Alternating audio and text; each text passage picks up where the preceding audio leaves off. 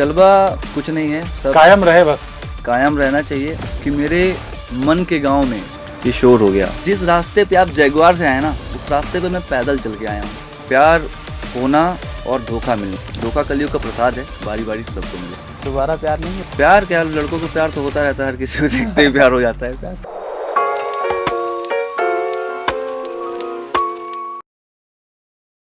नमस्कार, मैं अभिषेक त्रिपाठी और स्वागत है आप सभी का हमारे पॉडकास्ट डिस्कशन कैफ़े में। हमारे जो मेहमान हैं विंध्य से आते हैं, कलाकार हैं, म्यूज़िक में इंटरेस्ट रखते हैं, राइजिंग स्टार हैं। कान्हा मिश्रा, स्वागत है कान्हा जी आपका। बहुत बहुत धन्यवाद। कान्हा जी, मेरा सबसे पहला आपसे सवाल है कि कान्हा मिश्रा कौन है? कान्हा मिश्रा को आप क्या डिफाइन करना चाहेंगे? कान्हा मिश्रा एक नॉर्मल घर का लड़का है जो जज्बा रखता है अपने अंदर, हिम्मत रखता है और किसी भी, चाहे नहर हो, नदी हो या समुंदर हो, सबको पार करने की हिम्मत रखता है। मतलब मैं कूद जाता हूँ कहीं भी है, मैं सोचता नहीं हूँ कि मैं पार करूँगा नहीं करूँगा, लेकिन मेरी ऑडियंस है, आप भाई लोग हैं और जितने भी लोग हैं, ईश्वर हर कोई मुझे पार कर जाते हैं। मुझे खुद हाथ नहीं चलाना पड़ता है, मेरी ऑडियंस हाथ चलाती है मेरे लिए, तो मैं निकल जाता हूँ आगे। कान्हा जी, आपकी पीआर एजेंसी है विंध्या सीरीज़, उसके बारे में थोड़ा सा बताइए, क्या है, क्या काम करते हैं, क्या चीज़ें हैं उसमें, थोड़ा सा एलेबोरेट कर दीजिए। एक्चुअल में कैसा है, मैं हूँ एक आर्टिस्ट और आर्टिस्ट के लिए सबसे बड़ी प्रॉब्लम होती है कि उनके लिए कोई एक ऐसी एजेंसी हो जो उनके चीज़ों को मैनेज कर सके या फिर उनके बारे में पब्लिक को बता सके। समझिए मेरा कोई गाना आ रहा है, पब्लिक को जब तक उसका नोटिफिकेशन नहीं जाएगा किसी बड़े मीडिया प्लेटफॉर्म के माध्यम से या फिर किसी और चीज़ों के माध्यम से, तो पब्लिक कैसे उन चीज़ों को रीच आउट करेगी। इसलिए मैंने नए जो कलाकार हैं उनके लिए ये चीज़ बनाया है कि काफ़ी सारी जो बड़ी मीडिया एजेंसीज़ हैं, बड़े पीआर एजेंसीज़ हैं, वो छोटे आर्टिस्ट को उतना मतलब भाव नहीं देती हैं। मैं एक चीज़ थोड़ा सा खुल के मैं बोलना चाहूँगा, उतना भाव नहीं देती हैं। वो केवल भागेंगे किसके पीछे, सलमान खान पीछे, शाहरुख खान पीछे, भोजपुरी में चलाइए पवन सिंह के पीछे। लेकिन जो छोटे कलाकार हैं जो उठ रहे हैं, उनके पीछे वो लोग ध्यान नहीं देते हैं। मैंने उनके लिए प्लेटफॉर्म बनाया है कि आप लोग कम बजट में आके यहाँ पे अपना पीआर करा सकते हैं, अपनी गूगल प्रोफाइल क्रिएट करा सकते हैं और आपका कोई कंटेंट आ रहा है तो आप अपने कंटेंट के बारे में मीडिया में बता सकते हैं बहुत ईजिली। जलवा बाकायदा मैं आपको देख रहा हूँ, आप हमारे स्टूडियो में आए हैं, मतलब वॉच है, चश्मा है, तो जलवा आपको क्या डिफाइन करता है? आप बिल्कुल टैटू भी है, आप इसके बारे में अगर बताना चाहें। जलवा कुछ नहीं है, सब कायम रहे बस। कायम रहना चाहिए और महादेव का दिया हुआ है सब। महादेव खुद ही ऐसी शख्सियत हैं कि जिसके साथ में खड़े हैं उसके साथ में सब भूत प्रेत ही रहते हैं। मेरे साथ वाले जो भाई लोग हैं वो सब भूत प्रेत ही हैं। सारे के सारे मेरे भाई बहुत भूत प्रेत टाइप के हैं वो। तो मतलब जलवा मेरे भाई लोग बना के रखते हैं, सारे मेरे भाई लोग। हो सकता है आपके इस पॉडकास्ट को देख रहे होंगे, देखिएगा आपके इस पॉडकास्ट में भी जलवा कायम कर देंगे, ला देंगे, गायब कर देंगे, उड़ा देंगे। हाँ, दुआएं रही भगवान की तो सब अच्छा होगा। कान्हा जी, शायरी वायरी का शौक भी रखते हैं क्या? हाँ, थोड़ी बहुत रखता हूँ। कोई पसंदीदा शायरी या कोई शायर आपके कौन से पसंद है जो जिनको आप फॉलो करते हो? मैं गुलजार साहब को मैं पसंद करता हूँ और मैंने एक शायरी लिखी है, आपने भी जिक्र किया उस चीज़ के लिए, तो वो ऐसी थी। बिल्कुल इरशाद। कि मेरे मन के गांव में ये शोर हो गया। मेरे मन के अंदर एक गांव है, दिल में एक गांव बसा हुआ है। मेरे मन के गांव में ये शोर हो गया, तुम अंधेरे में आए और भोर हो गया। वाह वाह वाह, वाह, क्या मजा आ गया। सही बात। इसके बीच में कान्हा जी आपको लेकर चलता हूँ थोड़ा सा पॉलिटिक्स में। मुझे लगता है अगर उसकी बात नहीं की जाए तो थोड़ा सा अधूरा रहेगा। आप पॉलिटिक्स में किसको अपना आइडियल मानते हैं? विंध्य की अगर बात करें, विंध्य को आप कैसे देखते हैं? नेशनल लेवल पे भी बता दीजिएगा कि जैसे कांग्रेस से राहुल गांधी का नाम चलता है, बीजेपी से मोदी जी हैं, योगी जी हैं, किनको फॉलो करते हैं, किन की बातें आपको अच्छी लगती हैं कुछ? नो डाउट मोदी जी, योगी जी तो अलग चीज़ हैं। मैं किसी के बारे में कुछ गलत नहीं बोलना चाहूँगा, लेकिन हमारा कैसा है कि हम लोग ना तो पार्टी विशेष हैं ना तो कोई और चीज़, हम लोग व्यक्ति विशेष हैं। मेरी जो फैमिली है, हम लोग स्वर्गीय पंडित श्री श्रीनिवास तिवारी दादाजी के टाइम से, मेरे बब्बा टाइम से पब्बा, पिताजी मेरे, सब लोग, हम लोग उस तिवारी परिवार में रहे हैं कि वो जहाँ पे रहेंगे हम उनका सपोर्ट करेंगे। वो मतलब अगर हैं, चाहे वो बीजेपी में हैं, कांग्रेस में हैं, हमारे लिए मैटर नहीं करता है पार्टी कौन सी है, हमारे लिए वो मैटर करते हैं। तो मैं सिद्धार्थ तिवारी राज भैया का मैं हमेशा साथ रहता हूँ, उनके साथ रहता हूँ, मतलब उनको मैं फॉलो करता हूँ इन चीज़ों में। और क्योंकि यूथ हैं वो, और जो चीज़ें यूथ कर सकता है मुझे नहीं लगता कि वो सब पकेवाल वाले कर सकते हैं, नहीं कर सकते हैं। यूथ कुछ अलग करेगा, यूथ कुछ ना कुछ हाँ, करेगा। क्रिएटिव चीजें करेगा। हाँ, मैं मानता हूँ कि जो पकेवाल वाले हैं उनके पास एक्सपीरियंस लंबा है, लेकिन मैं आपको एक्सपीरियंस से एक वाकया शेयर करना चाहता हूँ। एक प्रोड्यूसर के पास मैं गया, काफ़ी टाइम पहले की बात है, शुरू में जब मैं मुंबई गया था। एक प्रोड्यूसर के पास मैं गया, मैं मीटिंग में बैठा हुआ था, और बात करते करते वो मुझसे बोलते हैं, क्योंकि मैं बहुत नॉर्मल था उस टाइम पे, मेरे पास में कुछ भी नहीं था, मेरे पास पाने के लिए पूरा खुला आसमान था, उस टाइम कुछ भी नहीं था मेरे पास।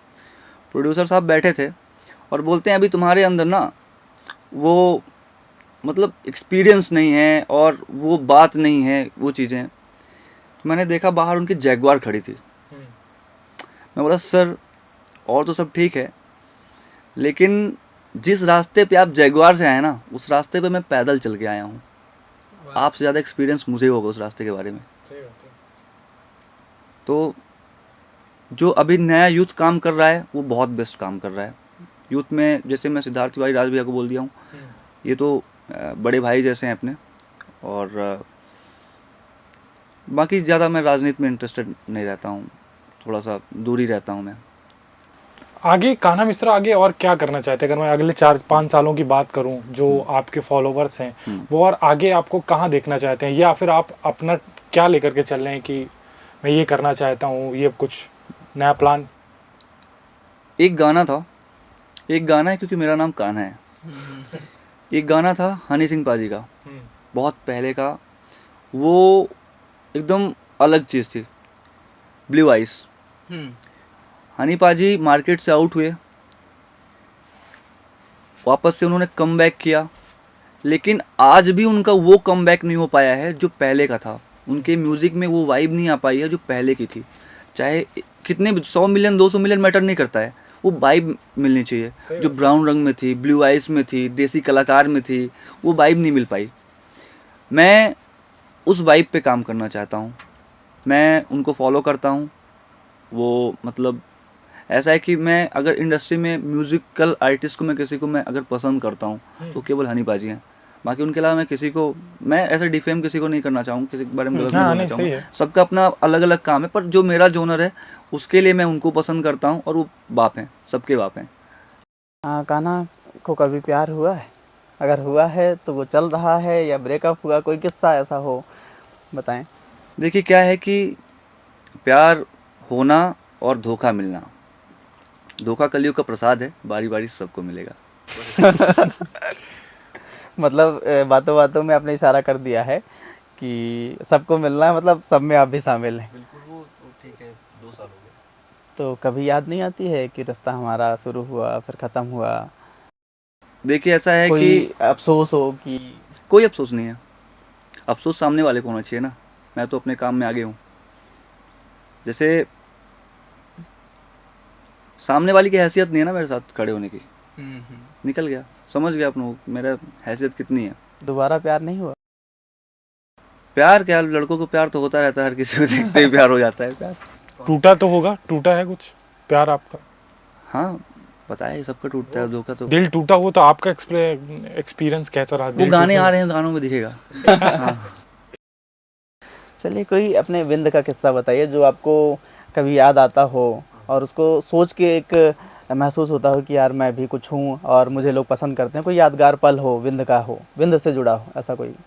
मैं मॉडल स्कूल से पढ़ा हूँ, और अभी मुझे लगता है कि 3-4 महीने पहले की बात है, मैं मॉडल स्कूल से गुजर रहा था।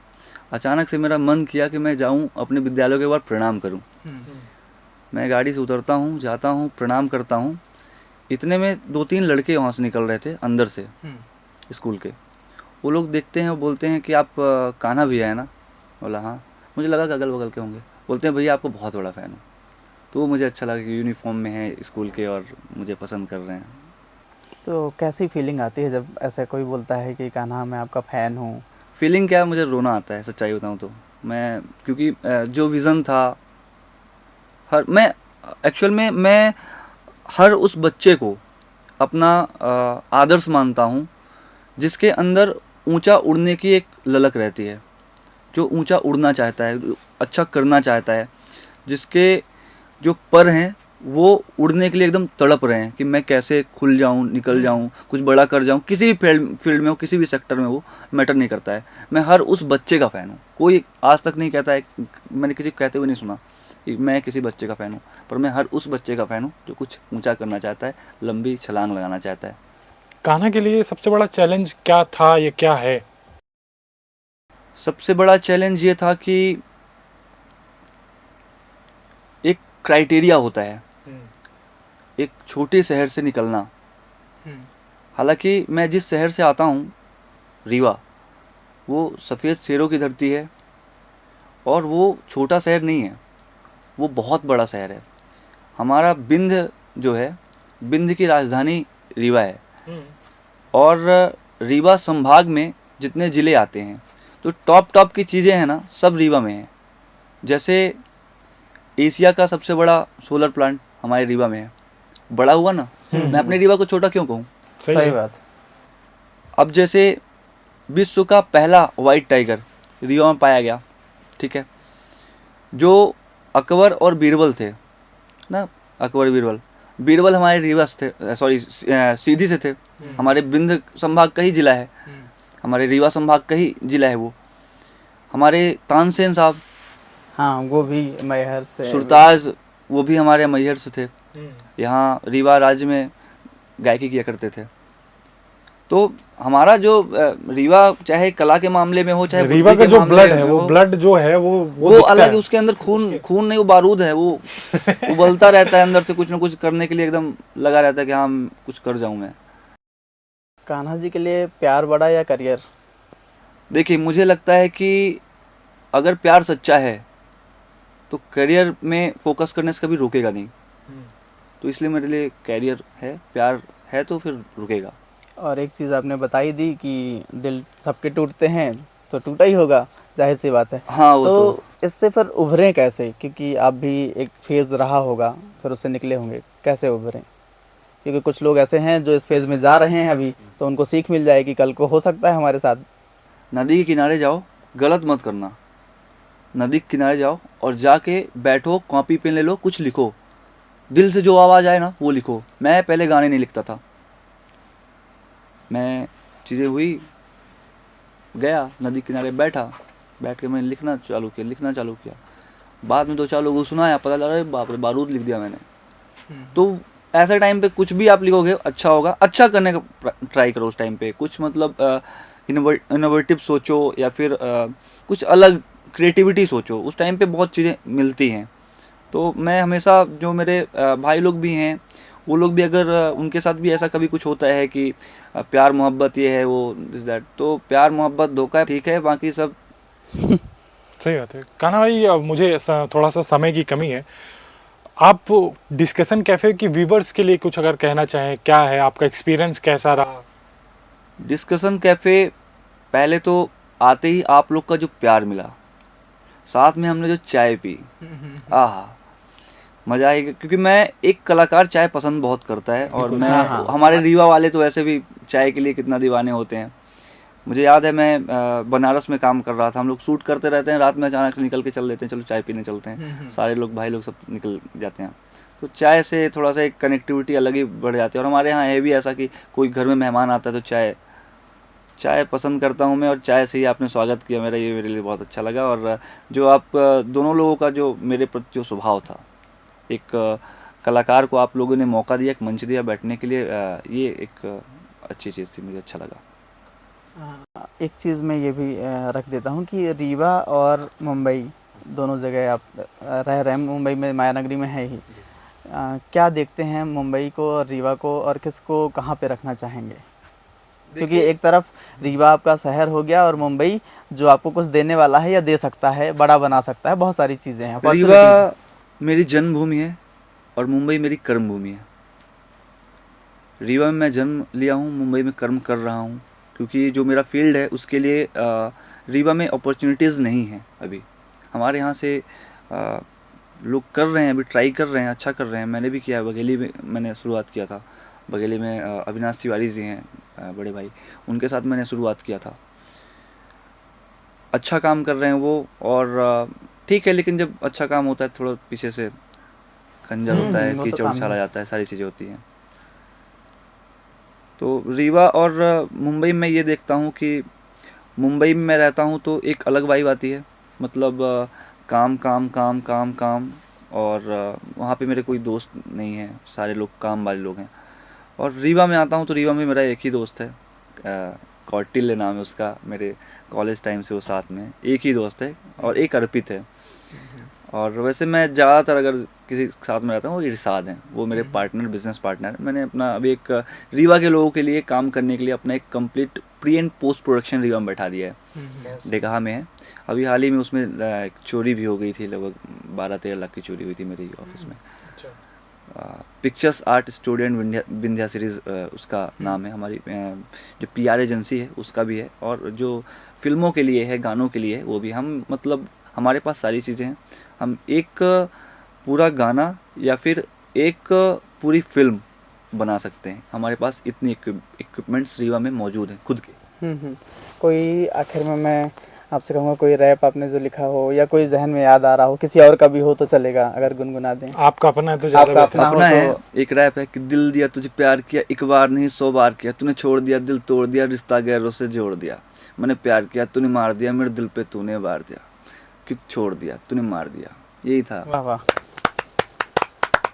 तो आपने देखा कि कान्हा जी ने कितनी बेबाकी से बात करते हैं, और कहते भी हैं, रीवा के लोग भी हैं कि उनका जलवा कायम रहे, और रहता भी है। वो बड़ी बड़ी गाड़ियों से उतरते हैं, एक काफिला चलता है उनके पीछे। उनके साथ बात करके बहुत अच्छा लगा। दर्शकों, आपको कैसा लगा ज़रूर बताइएगा कमेंट के ज़रिए।